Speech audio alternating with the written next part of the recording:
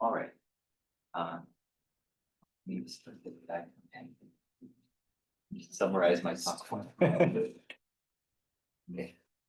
Okay, maybe I'll wait for this clip bar at the bottom. Yeah, there you go. Okay, cool. Yeah, thank you, Marvin, and thank you for the invitation to come talk to you guys today. It's really a pleasure to come visit Chicago. Today I want to tell you about electronic quantum crystals and two-dimensional materials. So I'll explain what all these words mean, of course, as we go along. What is an electron crystal? As the name suggests, it is a crystal or a solid phase composed entirely of electrons. And such a state of matter is expected to be realized in electronic systems in which the Coulomb interactions between the electrons far exceeds their kinetic energy. Okay, and the observation that such a solid or crystalline phase could be realized in metallic systems was made first by Eugene Wigner in the 1930s, which is why we also refer to these kinds of states as electronic Wigner crystals. Here I'm showing you a clipping from Wigner's second article on the subject, effects of the electron interaction on the energy levels of electrons in metals. At the time, this is the 1930s, Wigner was not thinking about anything exotic or even electronic crystals per se. He was interested in what was then the newly developed theory of metals as we know it today from textbooks. It had just been laid out by the likes of Sommerfeld and Bloch and Pauli and so on.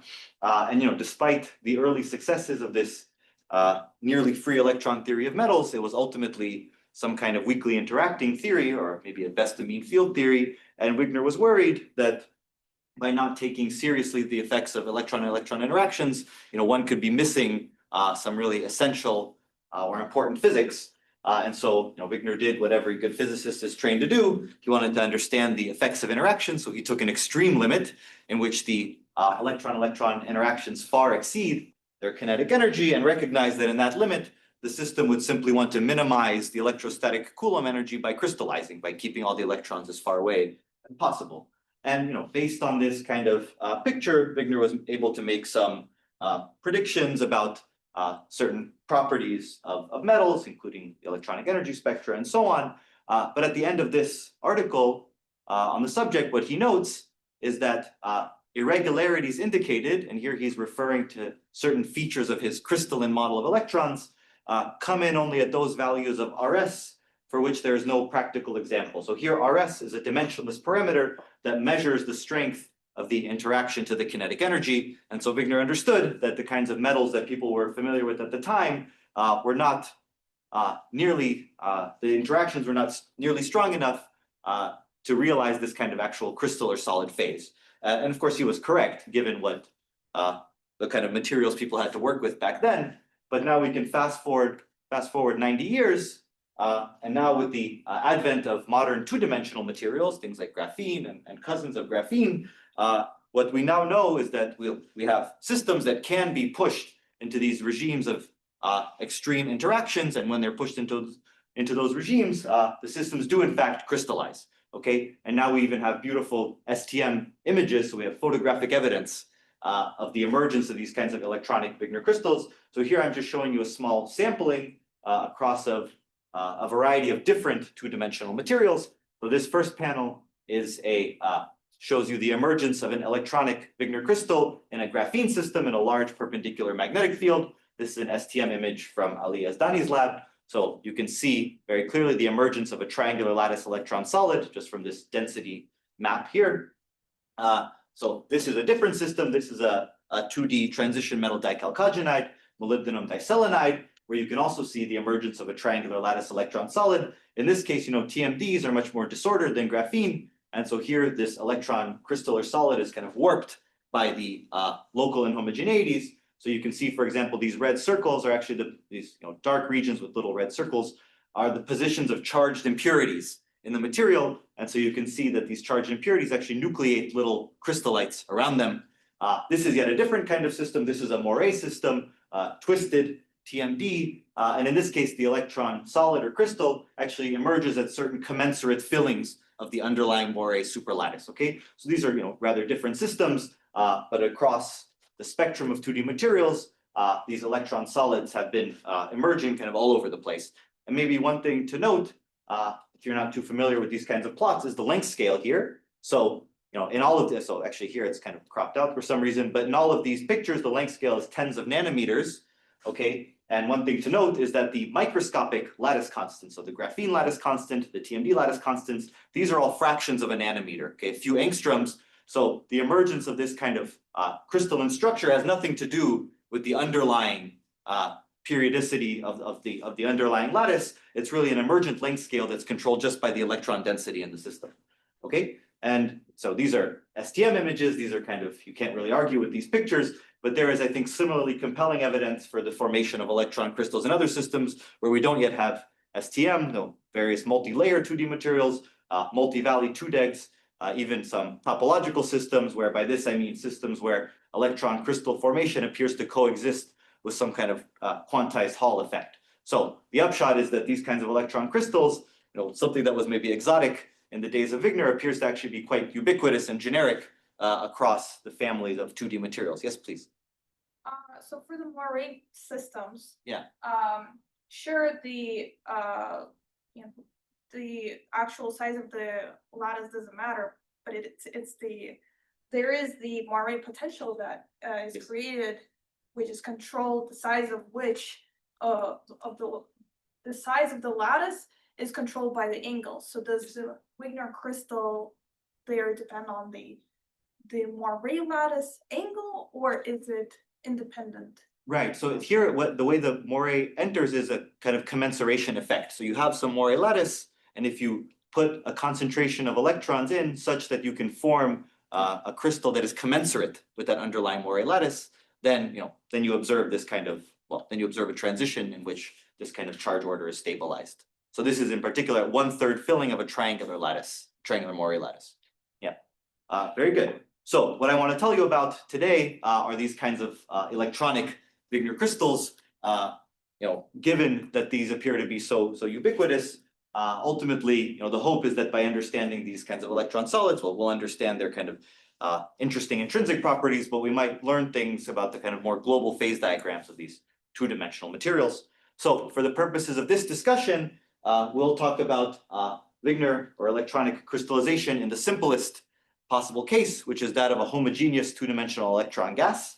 So here I am just reminding you of the Hamiltonian for a homogeneous 2DEG. It's the simplest many electron Hamiltonian I think you can write down. It's just p squared over 2m electrons interacting via long-range Coulomb forces. So this kind of Hamiltonian describes the state of a lightly doped semiconductor, which is what all those materials were that I was showing you. So in the case of a semiconductor, m star is just the band mass, and epsilon is the dielectric constant of whatever is encapsulating, the 2D material. And so out of the material parameters that enter this Hamiltonian, we can build one dimensionless parameter that will control the ground state properties of the system, this so-called RS parameter that we met a few slides ago, which is defined as the ratio of the Coulomb energy, which is determined just by the concentration of electrons in the system, to the Fermi energy. And in terms of the material parameters, this combination has this kind of funny form here. What's important about these dependencies I've highlighted here, that the RS parameter depends on the density like n to the -1/2, and on h bar like h bar to the -2. So what that means is that the large RS regime, that is the regime where the Coulomb interactions far exceed the kinetic energy, is the dilute regime, the low density regime, and is also in a sense the semi-classical or small h bar regime. Okay, so with that in mind, we can immediately draw some conclusions about the behavior of the system in some extreme limits. So the limit of weak interactions, that is the limit where the Fermi energy far exceeds the Coulomb energy, that's the RS to 0 limit, or the high density limit. And in this limit, the system has the character of just some kind of degenerate Fermi gas and will behave like a good metal. Okay, and the opposite limit of very strong interactions, when RS tends to infinity, that's the dilute limit. And here the system will crystallize to minimize its Coulomb repulsion, and we'll be dealing with a nearly classical electron solid, and this will have essentially insulating character. Okay, and it's worth noting that in contrast to more conventional strongly interacting quantum gases, here the strongly interacting limit is the dilute limit, right? That's opposite to what we're used to in systems with strong with short range forces. Very good. So we can summarize this in a simple zero temperature phase diagram. tuned by just the electron density or this RS parameter. So as we just said, in the asymptotic kind of limits, we know what happens at high density. We have an electron gas. We have a picture in momentum space of some kind of filled Fermi sea, and all the action takes place near the Fermi level, and some combination of RPA screening of the Coulomb interaction and Fermi liquid theory presumably gives a good account of the physics. On the other hand, at the very opposite extreme of low densities, the system crystallizes. It turns out the lowest energy stable configuration is a triangular lattice, like what I've shown you here, and this is also what you were seeing in those STM images. Now, the transition between these phases has been estimated and refined over several decades, going back to the 80s, using various types of quantum Monte Carlo simulation. And what has been found is that the transition from the homogeneous state to the crystal happens when this dimensionless RS parameter is roughly 35. Okay, so the precise value of that number is not so important. What's important is that it's big in comparison to 1. That has an interesting implication. It means that there's a broad region of density from RS kind of order 1 till this crystallization point, where what we're dealing with is a really strongly correlated electron liquid. Okay, so there, different people might mean different things when they say strongly correlated. The way I like to think about it is summarized in this picture of the so-called pair correlation function. So this function g of r tells us the probability of finding 2 electrons a distance r apart in the system. Okay, and you can examine the behavior of this function in different limits. So at very small RS, when the system is essentially a gas, that's the red curve. You see it's essentially featureless because the electrons don't really care about one another's positions. On the other hand, at very large RS, when the system crystallizes, that's the blue curve, and you have sharp peaks in this g of r, and that's because the system has crystallized. And so if I sit at the site of this electron, I'll see peaks in this g of r every time I hit a shell of electrons on the triangular lattice.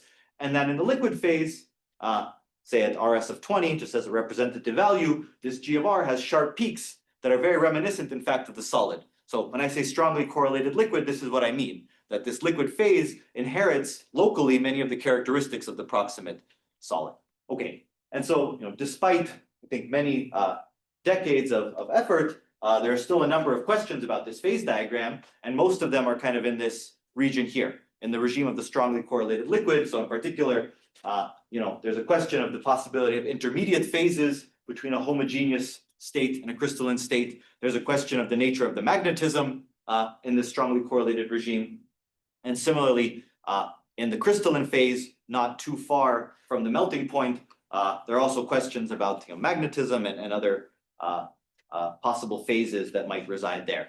So the purpose of today's talk is to tell you guys about some new ideas regarding quantum mechanical effects in the Wigner crystal phase itself. But as we'll see, by taking into account seriously those quantum mechanical effects, we'll potentially learn something about the proximate liquid or even intermediate phases between the strongly correlated, between the crystal and the liquid, excuse me. Yes? When Wigner said we would never reach RS large enough to have crystals, did he think that critical RS was 1? So it's a good question. He made an estimate.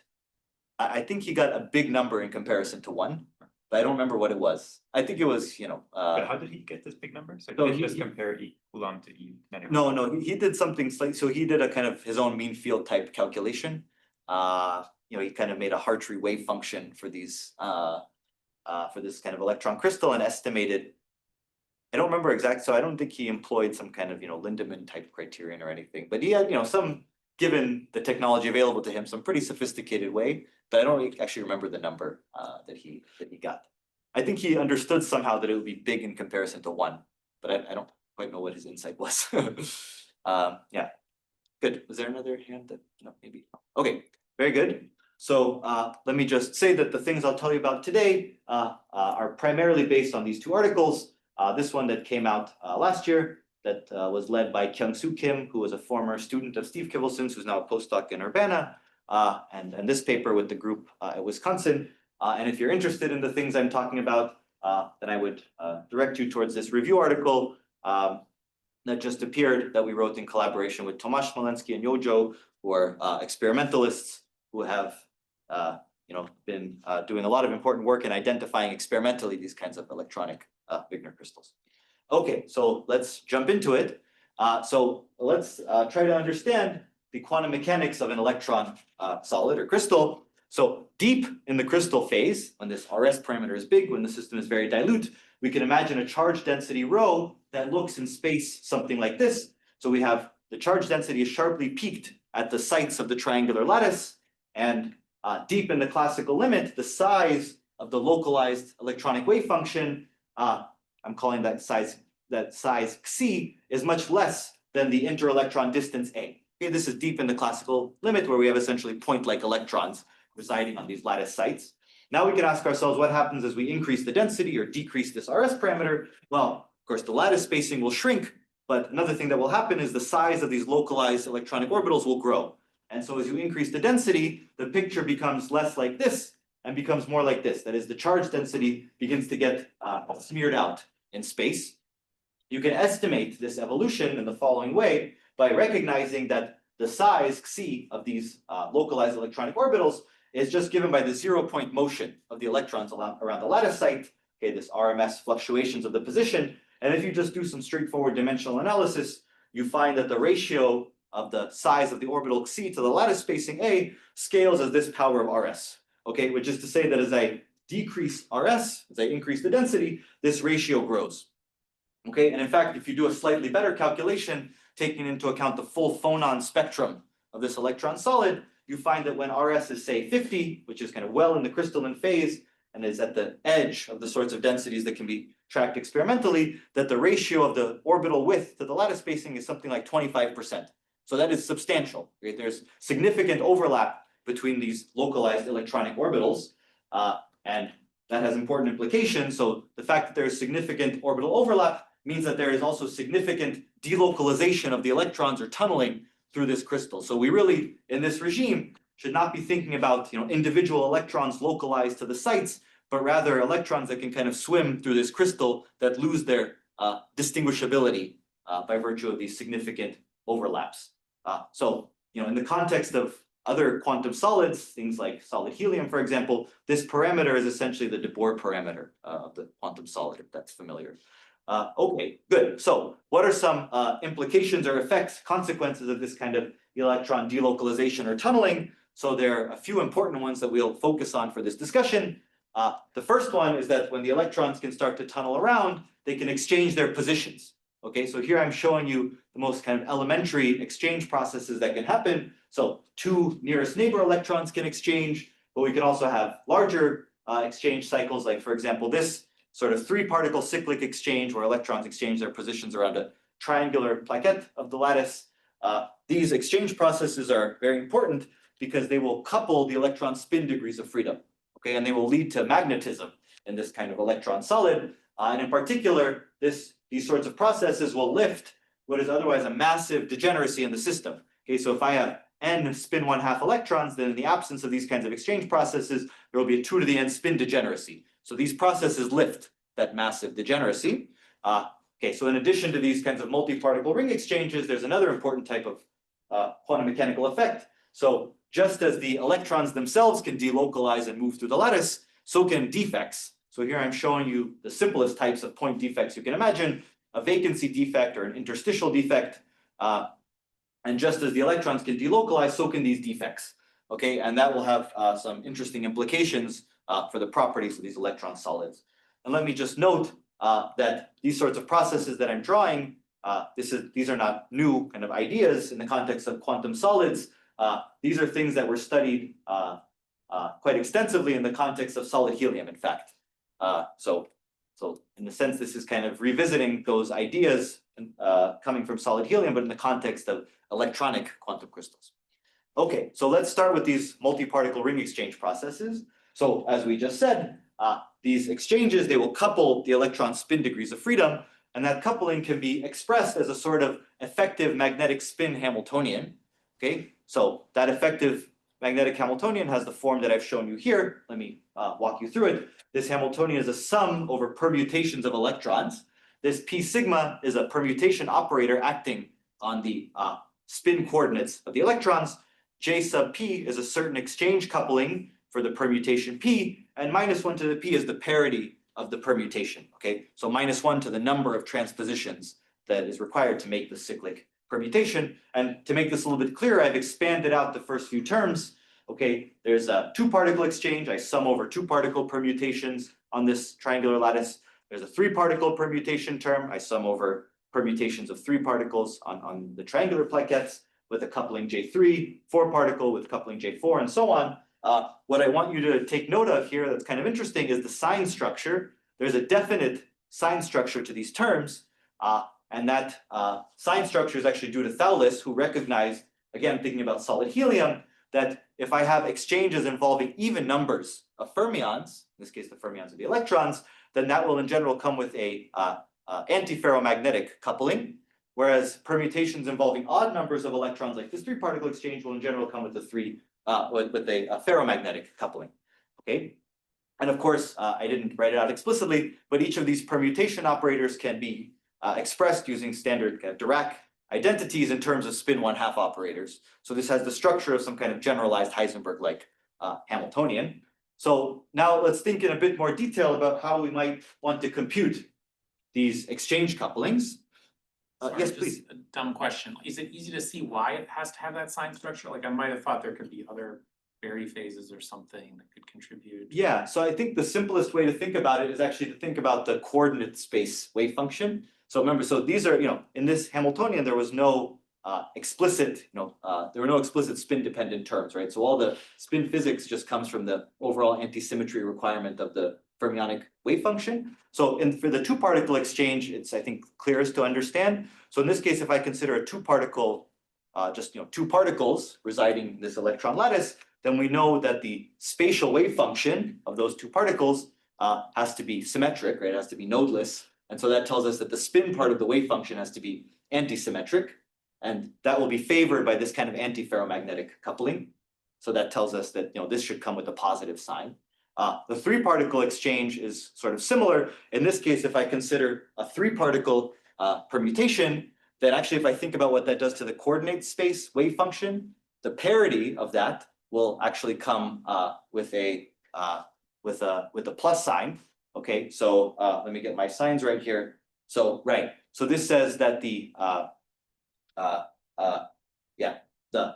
ground state. So let me get my signs right here. I always manage to get it mixed up. In the case of a 3-particle exchange, the spatial wave function should be for a fermionic wave function. The overall wave function should actually be even because -1 to the p will be +1, and so that tells me that the spatial, good. And since the spatial wave function has to again be nodeless or spatially symmetric, that means the spin part of the wave function should again be symmetric, like in a ferromagnetic state. And so that kind of ferromagnetic state is favored by a -J3, basically. That's roughly the way to see it. Okay, it comes from just the overall symmetry of the fermionic wave function. Good. Does that? Yeah, thank you. Good. So how should we think about computing these things? So the way we can think about it is in the following way. So remember what we said, these exchange processes correspond to tunneling processes between electronic configurations that are related by permutations of the particles, right? So we can kind of abstractly view it like this. So here x is a multi-dimensional coordinate in the configuration space of these n electrons. So if I have n electrons in 2 dimensions, this is a 2n dimensional coordinate. And what I'm showing you here are 2 degenerate minima, okay, related by, so degenerate minima of the potential energy of the system related by permutations of the electrons. So if x naught is some reference configuration of the electrons on this triangular lattice, then p of x naught is some permutation, right, of that configuration. And in this language, these exchange couplings are nothing but the tunnel splittings between these 2 degenerate minima of the potential energy. Okay, we can view that somewhat differently. Say if you prefer in a kind of path integral picture, these sorts of tunneling processes are just an imaginary time. They're sort of instanton. So you can view it like this, that in the coordinate space, I have some configuration x naught, and in imaginary time, I exchange these 2 particles to get this permuted configuration. This is just an example in the case of a 2-particle permutation. And of course, during this exchange, all the other electrons are adjusting their positions accordingly. So now that we kind of understand that these exchange couplings are really due to kind of tunneling processes, that really what we're dealing with is just the standard quantum mechanics problem of tunneling through a barrier that suggests a way to calculate these things. So in particular at large RS and the very strongly interacting limit, which remember is in a sense the semi-classical or small h bar limit, we can estimate these exchange splittings just from standard WKB or instanton type methods. Okay, again, we're just dealing with tunneling through a barrier, albeit in a very high dimensional configuration space. So in this kind of language, these exchange couplings in this WKB language, they take on a rather standard WKB type form. So they have an exponential dependence like this. So there's a prefactor, h bar omega, that just depends on the vibrational frequency in a well. But the more important dependence is this exponential. So the exchange splittings go like e to the minus action over h bar, where the action is the classical action in imaginary time associated with this particular permutation. Okay, and it has this kind of standard form. The action is the square root of the mass times the height of the potential barrier, right, evaluated between the original and permuted configurations. So just schematically, this is just the standard WKB formula for tunneling through a barrier. It's e to the minus square root the mass times the potential barrier height times the length of the tunneling path, essentially. That's what we're doing. So, okay, so then the estimate of the J's will just boil down to a calculation of these actions in imaginary time. Okay, so let me show you the results of that kind of calculation. So here I've just rewritten the formula from the last slide, but I've repackaged all the dimensionful parameters into this combination here. So it turns out that the dimensionful things that I have written here, if you put them all together, they give you a factor of square root of RS times now a dimensionless action that is determined by just what the permutation process is that you're looking at. Okay, and these dimensionless actions, they have to be calculated numerically. They involve just minimizing the action given the boundary conditions, the permutation. And these have been calculated actually by many authors going back several decades. And the results are summarized here. So these again are dimensionless numbers that depend on the permutation you're looking at. So there are a few things to note here. First of all, you'll notice that the actions for 2 through 6 particle exchanges all are of order 1 and kind of comparable to one another. Okay, that's kind of interesting. It says that the tunnel barrier for a 2 particle exchange is comparable to that for a 6 particle exchange, right? So all of these kinds of even larger ring exchanges are important. But the other thing to note is that among these actions, there is a smallest one, namely the 3 particle, the action associated with the 3 particle exchange. And that is important. It means that when RS tends to infinity, in that limit, it is the process with the least action that will dominate. Okay, and so we can conclude that as RS tends to infinity, the ground state of this electron crystal will actually be a ferromagnet. Okay, the reason is just this Thouless rule, right? So the 3 particle exchange mediates ferromagnetism, and so we can conclude that as RS tends to infinity, when the least action path will be the most important, the system ground state will be ferromagnetic. So this is an asymptotically exact statement about the magnetism of this crystal at large RS. This is very interesting. Unfortunately, and it's also important because it lifts what would otherwise be a massive spin degeneracy in the system. Unfortunately, it's likely to be irrelevant in practice. The reason, there are a couple of reasons. The first is that if you just estimate these energy scales, they turn out to be very low. So even under the most optimistic estimates, maybe tens of millikelvin. The other reason, and the second reason is a bit more interesting, is that the fact that these actions are all comparable means that at finite RS, you will have an effective magnetic Hamiltonian with many exchange couplings of comparable magnitude and of varying sign.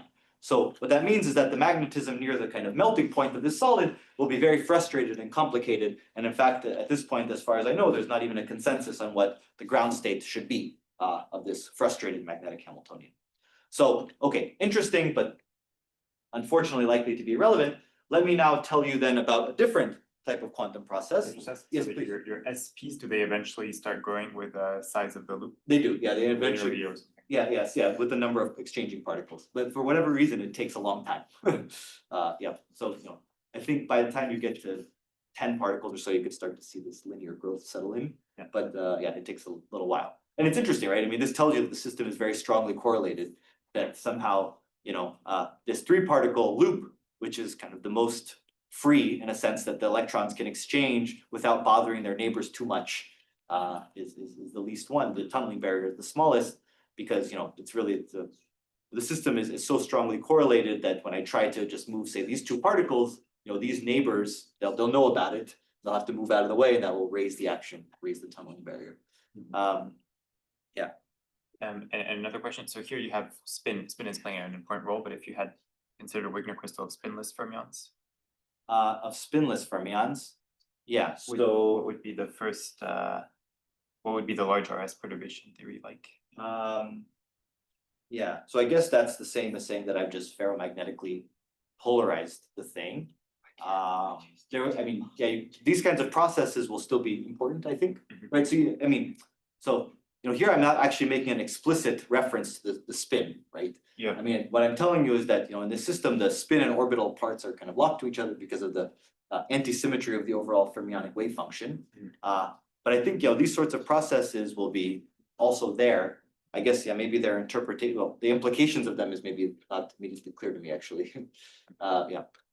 And does this picture explain a bit why from the Wigner crystal perspective, why the transition happens at such a large RS?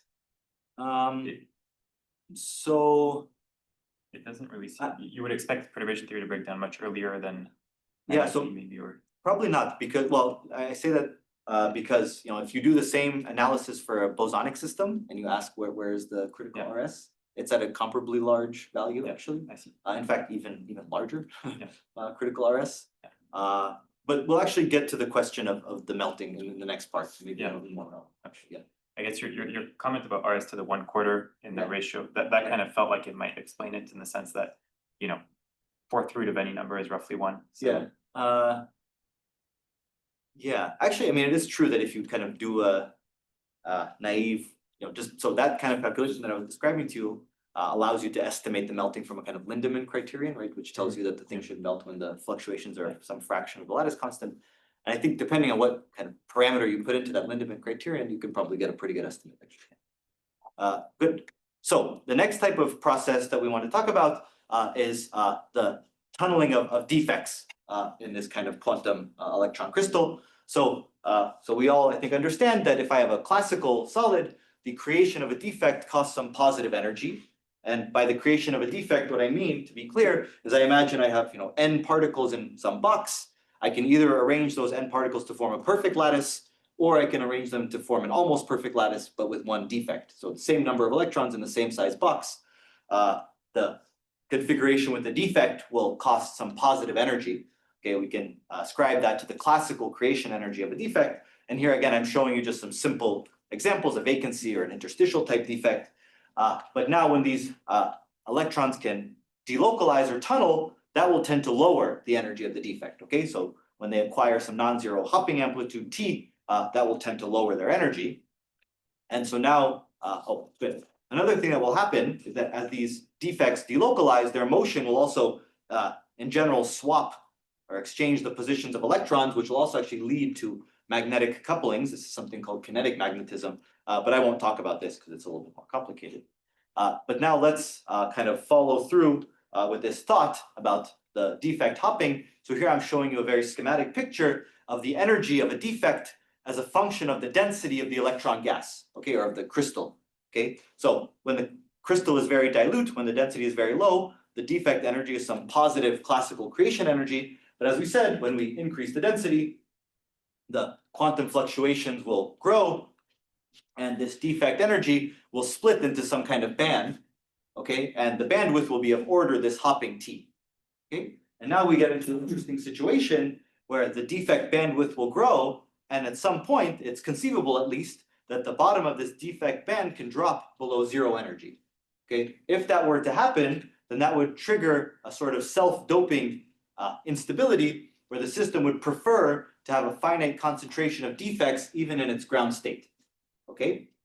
So the idea that such a thing could happen in a quantum solid is not original. So this was actually Andreev and Lifshitz' original thinking behind the supersolid phase of helium-4 in the late 60s. They were interested in a bosonic system, helium-4 bosonic atoms, but it's the same kind of idea that when the crystal is quantum enough that the defects can acquire significant kinetic energy gain by delocalizing, then you can run into a situation where the system will self-dope with such defects in its own ground state. Okay, so let's ask ourselves, can such a thing happen for the electron gas?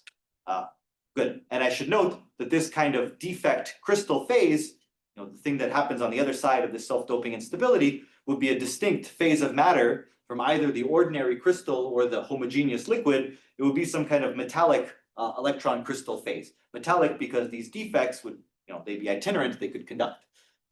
Good. How am I doing? I think I'm okay on time. Should I, 2:30 is the? Yeah, 2:30. Cool. Good. So we can approach this question of a self-doping instability by the same kind of semi-classical reasoning. So at large RS, the hoppings can be, again, estimated using this kind of WKB-like method, and that's what we did in this paper, and we really means Kyung-Soo Kim, who did all the calculations. So the sorts of interstitial hopping processes that were considered were the ones shown here, where an interstitial, say, can hop from this triangle down to this one, or it can hop, say, from a triangle like this to one like this through an intermediate electron and so on. And in the semi-classical WKB approximation, these tunneling amplitudes have this same kind of formula that I was showing you before, where now, again, these are dimensionless actions associated with these different tunneling processes. And so those were calculated, they're tabulated here. What I want you to note about these actions is that they're very, very small in comparison to one. Okay, they can be as much as 2 orders of magnitude smaller than the actions that I was showing you before for the ring exchange processes. Okay, so what this is telling us is that the barriers, the tunneling barriers associated with defect motion are much lower than those associated with exchanging the positions of electrons. Okay, you can do a very similar exercise for vacancies. I won't show you that, but the conclusions are broadly similar. There are some technical complications in that case. So now let's take the result for this action and these tunneling amplitudes and ask ourselves, what is the energy of a defect? So here I'm plotting for you the defect energy of the function of this RS parameter. The red curve is for an interstitial defect. The blue curve is for a vacancy defect. Let's just focus on the red curve.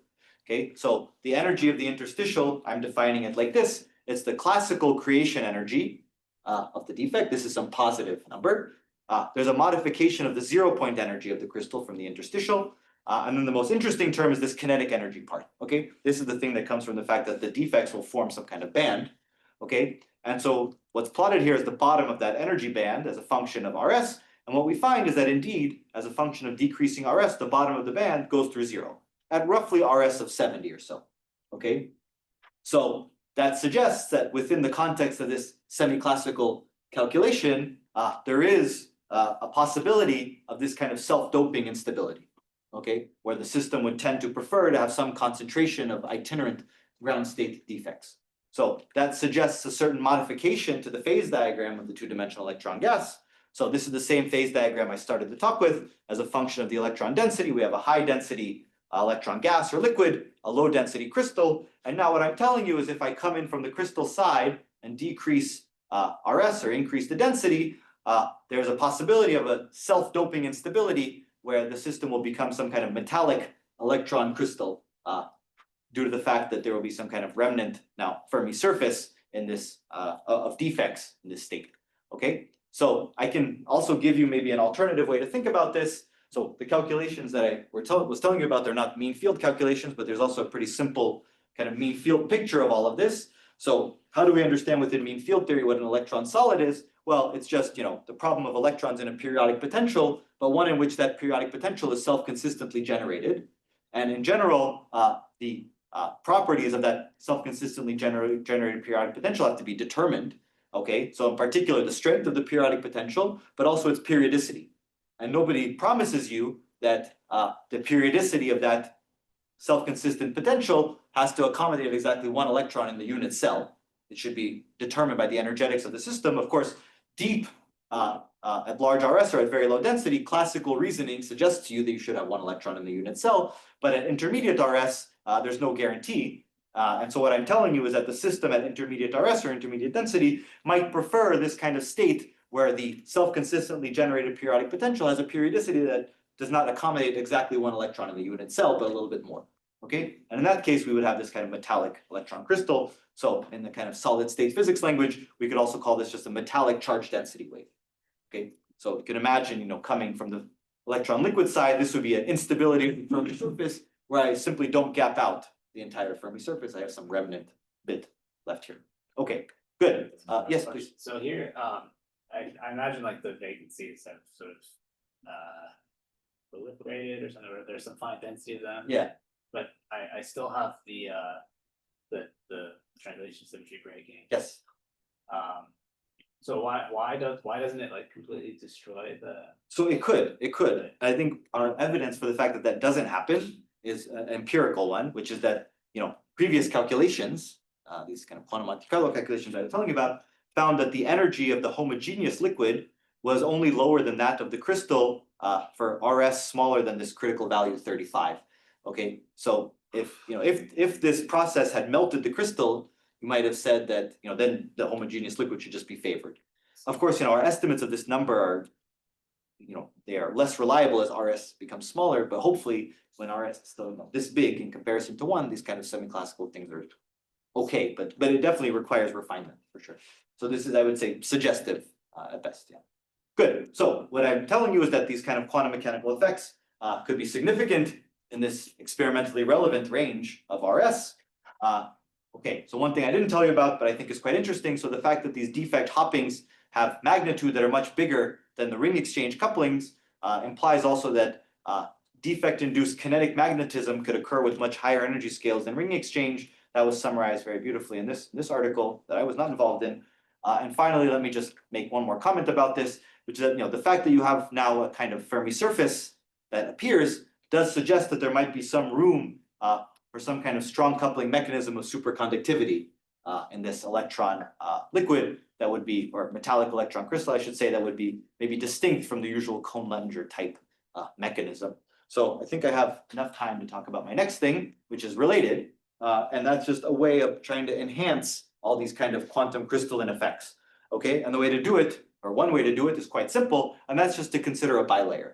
So if I take 2 layers of electron gas, each with equal density for simplicity, n1 equals n and 2 equals n, now I imagine just separating them by a distance d and coupling them just by Coulomb forces. Okay, so I won't consider any tunneling between these layers, just Coulomb interactions between them.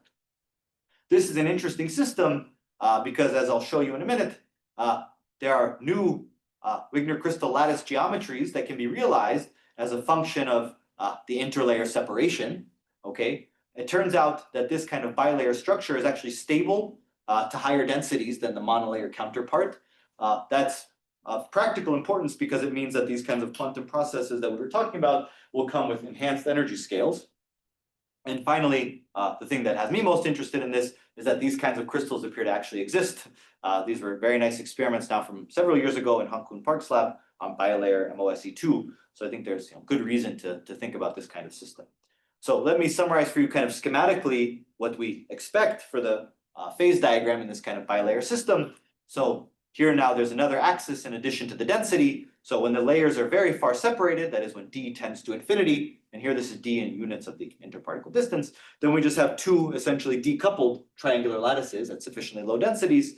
And as we bring them together, come in this way, these 2 triangular lattices will just lock to each other commensurately in this way shown here to minimize the Coulomb energy.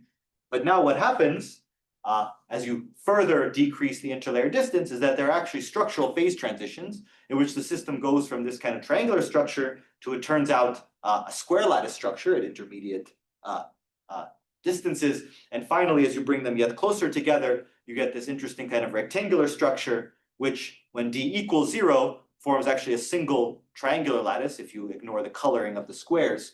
But the way you approach that limit is by this kind of staggered rectangular structure shown here. And here I've also shown you schematically the fact that this critical RS gets reduced at intermediate interlayer distances from this 35 number to a number that's closer to roughly 20. This was estimated a number of years ago using Monte Carlo simulation. And the reason for that is simple, the fact that it gets reduced. It's simply that when I lock commensurately these 2 crystalline structures, there's a Coulomb energy gain that is not experienced by a corresponding homogeneous or liquid phase. Okay, so there's a commensuration energy that a solid can gain that a liquid can't, that stabilizes the crystal to higher density. Okay, so now here the yeah. bracket, the white circle represents electrons, both Yes. are electrons. Sorry, yes, so these are like charges, they're just in two different layers, but electrons, yeah, exactly. Electrons in both layers, sorry.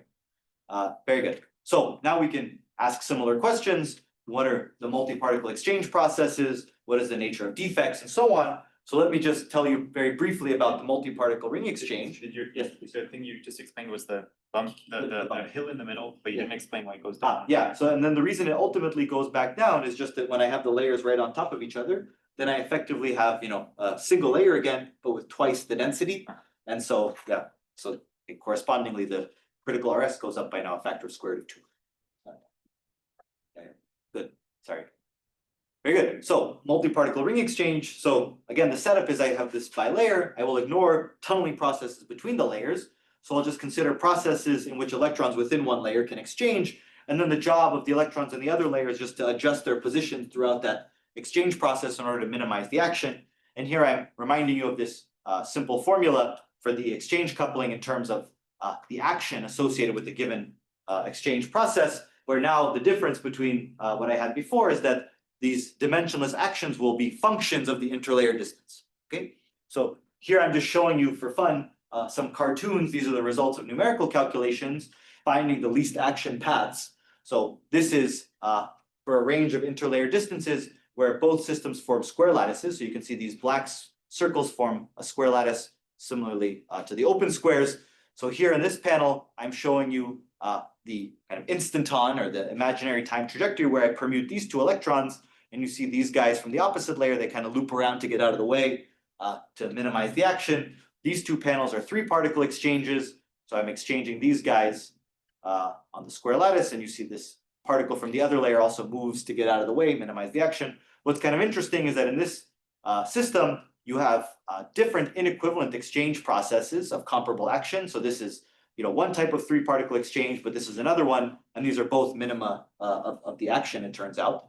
Okay, and this is also a 4-particle exchange, and so on. These are just fun pictures. What's really important is the actual values of the actions associated with these processes. So that's what I'm plotting for you here. This is kind of a complicated plot, so let me just walk you through it. So this is the dimensionless action for a given permutation or tunneling process as a function of the interlayer distance. The different colors correspond to the number of exchanging particles. Okay, so green is 2-particle exchanges, orange or 3-particle exchanges, and the reason there are more than one type of point of a given color is because there could be inequivalent processes. For example, at very small interlayer distance, where we have a rectangular lattice, you have a 2-particle exchange around this short leg, or a 2-particle exchange around this long leg, and that explains the big discrepancy between this action and this action here, for example. But what I really want you to focus on here is the following, is that as I sweep through the interlayer distance and sweep through these different geometries, what the least action path is will change. So at large interlayer distances where I have this kind of staggered triangular structure, it is the 3-particle exchange that is the dominant action, the smallest action, I should say. Whereas when I go through this, what turns out to be a first-order phase transition from this triangular structure to this kind of rhombic structure, it is the 4-particle action, actually that turns out to be the smallest. And then as I decrease the interlayer separation further, it's the 2-particle action that is the smallest, and that continues all the way down to d equals 0. So from this, we can actually immediately infer the nature of the magnetic ground states, at least in the large RS limit, where these kind of instanton or semi-classical calculations are asymptotically exact. So here I'm reminding you that the effective spin Hamiltonian has this type of form, okay, and these exchange couplings have this also WKB-like form. And what I'm saying is that at large RS, okay, because of this dependence here in the exponential, as RS tends to infinity, it is the minimal action exchange process that will dominate in this sum. And so we just have to figure out for that dominant type of exchange, what is the magnetic ground state, okay? And so, But so shouldn't you look at interstitials and as well? Because We'll- those were winning on the other. oh yeah, we'll do that later. Because here your actions were like 1-ish or a little more. Yeah, well, so the thing is, in the regime, if RS is big enough, then I never have these defects in the ground state. Right, so this is, this is definitely the answer at sufficiently large RS. But then, the question, if you do end up with some concentration of ground state defects, then those could play, a more important role. Yeah. But, as RS is tending to infinity, where there is a finite, kind of activation energy for the defects, then these processes will still be the most important. Good. Very good. So, right, just from knowing what the dominant exchange process is, we can read off what the magnetic ground state is. So, okay, the fact that the 3-particle action was the smallest at large interlayer distance means we have a ferromagnet. And as we decrease the interlayer distance and sweep through this series of structural phase transitions, it turns out that when the 4-particle action dominates, you have this interesting type of 4 sublattice antiferromagnet. And then finally, when the 2-particle exchange dominates, you get an ordinary kind of pi-pi-Niel type state. Okay, and so these are asymptotically exact results in the large RS limit.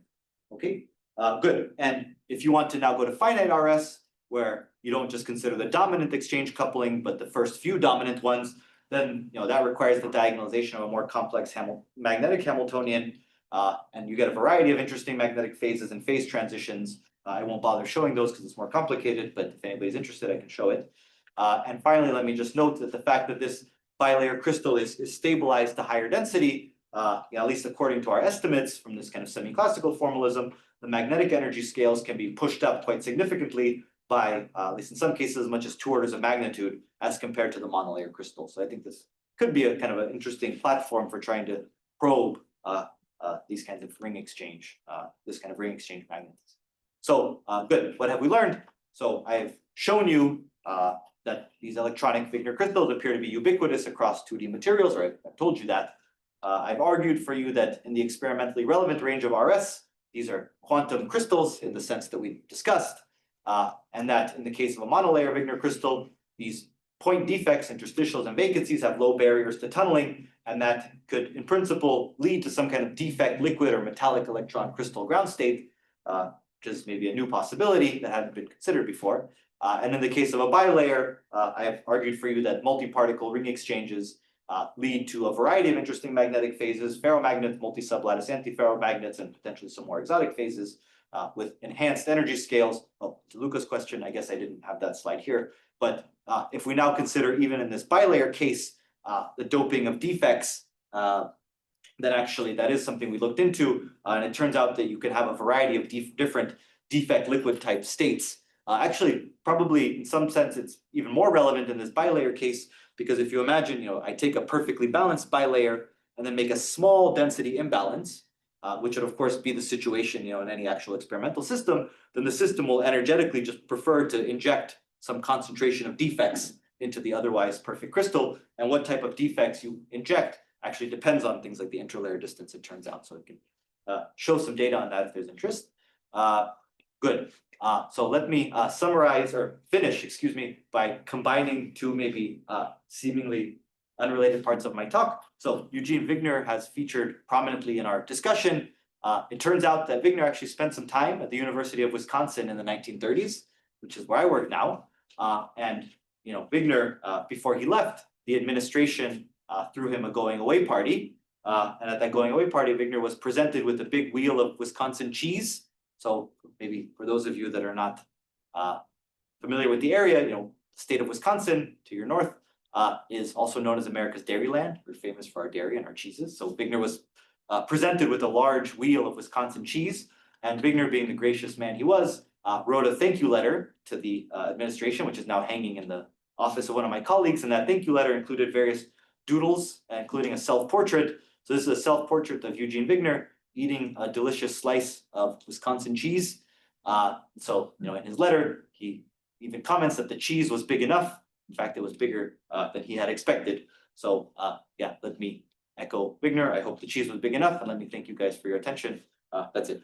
Thanks.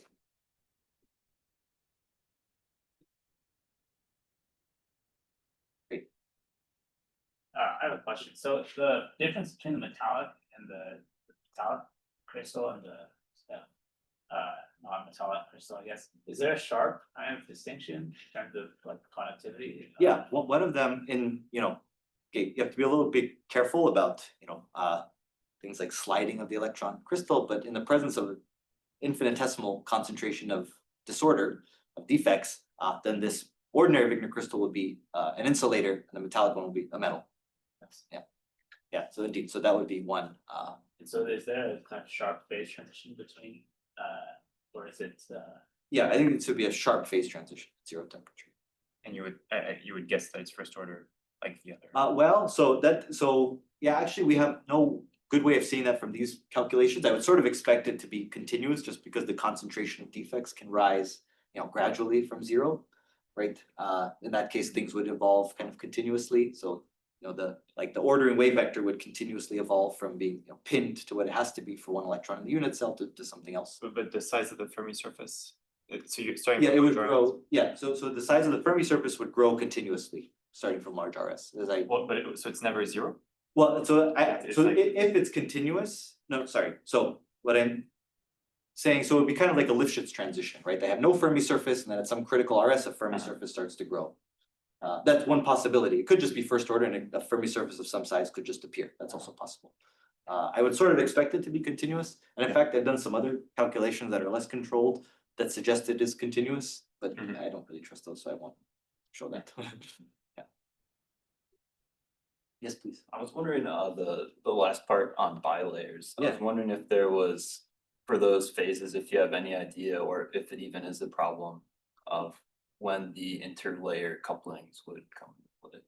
Oh, like tunneling. Yeah. Yeah, so that's actually something I haven't thought seriously about at all, because it complicates the problem quite a bit. Yeah. In the kind of experimental systems, what they do, or they could do, is they can put a one or a few layers of dielectric in between the two layers that dramatically suppress the tunneling. So you can access this kind of regime. Oops. I think, oh, there. You can kind of access this regime without worrying too much about the tunneling in practice. But what happens to this phase diagram when you include those processes? Actually, I don't know. But I think it's an interesting question. Thanks. Other questions? Yes, please. Do we experimentally observe Hall crystals when you turn on a magnetic field? Say it one more time, sorry. Do we experimentally observe Hall crystals when you turn on a magnetic field? So as far as I know, nobody has observed the Hall crystal ever. So just for context, so there's a state that is related to the electron crystal that was proposed some years ago by Bert Halpern and company, which was very interesting. It was a state intermediate between a quantum Hall liquid and an ordinary electron Wigner crystal. They called it a Hall crystal, which is a state that breaks translation symmetry, just like the Wigner crystal, but has a quantized Hall effect. That's a very interesting possibility. But were you asking me if experimentally if it's been observed? Yeah. So to the best of my knowledge, that state has not been observed. In a real magnetic field, there's another type of state, an anomalous Hall crystal, which is a state in zero field that can have a quantum anomalous Hall response. There's some evidence for that kind of state in some graphene systems, but I think there's no smoking gun yet. But I think it's really interesting, and one thing that I'm quite interested in is how to understand that kind of state from this perspective. I think it's probably not impossible, but I haven't figured out how to do it nicely yet. Cool, thanks. Yeah. So how important is long range Coulomb? Yeah, In the experiments, you can screen it, and the numerics, obviously, you can also just Yeah, put it in. Would you get as rich phases from? Yeah, so yes, I think yes. So let me give you an example, which is helium-3. So helium-3 also has a similar kind of situation, both actually bulk, three-dimensional and monolayer helium-3. People have also calculated the ring exchanges, and there also you find this very interesting thing that there's a lot of frustration and the magnetic Hamiltonians are complicated. So in that sense, there is this similar feature of large exchange cycles being important, and in that case, you have short range forces, and so there is some universality in that sense. I think, right. So I think these kind of interesting quantum mechanical effects don't require long range Coulomb. In an experimental system, yeah, if you screen the Coulomb interaction by a gate, then that's probably not great. Because what that will do is it will disfavor the electron solid at low density as compared to the liquid. And actually, if the gate is close enough, then you'll completely kill the phase, it turns out. Because you don't have enough interaction. Yeah, the interaction state, yeah. And so it's homogeneous for arbitrary density. But actually, it is interesting to ask, how this, okay, I won't go all the way back now, but how these actions, for instance, evolve. So you can still ask, a controlled strong coupling question. If I just change the shape of the potential to be, screened Coulomb instead of Coulomb, how do these different exchange, these actions evolve? That's a question you can address in this kind of strong coupling limit. And it could be that, remember, there was this very close degeneracy between these different processes, and for some reason, it could be that, screening the Coulomb interaction favors one or the other. It's a good question. I haven't actually done that calculation, but within this formalism, it should be straightforward. Yes, please. So you mentioned this anomalous crystal. Yeah. How much of this phenomenology carries over to that case where it's sort of maybe like the issue would be like, I'm not allowed to think of a localized electron Yeah. movement, sort of. Yeah, I think it's that somehow it has to, be sort of like, lowest Landau level type thing where we can't really perfectly localize these electrons, and so maybe this entire semi-classical picture is somehow flawed from the start. I mean, we kind of suspect from other types of calculations that these Hall or anomalous Hall crystals are qualitatively different from the regular crystals. For instance, their phonon spectra are believed to be quite different. That's something Luca and I were discussing this morning. But that doesn't mean, I think, that it's impossible to access those phases starting from this, maybe as some instability of these states. So maybe by thinking about this in the right way, say in a magnetic field, one could see that there is an instability towards this kind of Hall crystal state. But I don't know how to do that. I'd like to know. I don't. Yes.